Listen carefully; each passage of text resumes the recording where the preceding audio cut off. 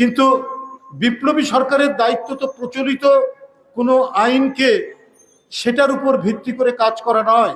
তারা প্রচলিত আইন তো ব্যবহার করেছে শেখ হাসিনা, একটা মাফিয়া সিন্ডিকেটের সরকার, একটা দুর্বৃত্ত নাৎসি, সেই কাজটা করেছে।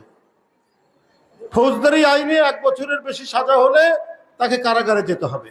তো এই আইনটা এখন মানা হবে না, হবে কেন? আইন তো ধর্মগ্রন্থের শ্লোক নয় যেটা পরিবর্তন করা যাবে না। এই বৈপ্লবিক পরিবর্তনে এত ছাত্র জনতার যে আত্মদান, এত রক্ত এখনো গড়িয়ে যাচ্ছে। কিছুক্ষণ আগে দেখে আসলাম তাহমিদ এবং মাসুদ রানা কিভাবে তাদেরকে হত্যা করা হয়েছে, কপালে গুলি লেগেছে, মাথার পিছন দিক দিয়ে গুলি বেরিয়েছে। তাদের আত্মদানের মধ্যে দিয়ে যে সরকার, তারা কেন পুরনো আইন দেখিয়ে কাজ করবেন? শেখ হাসিনা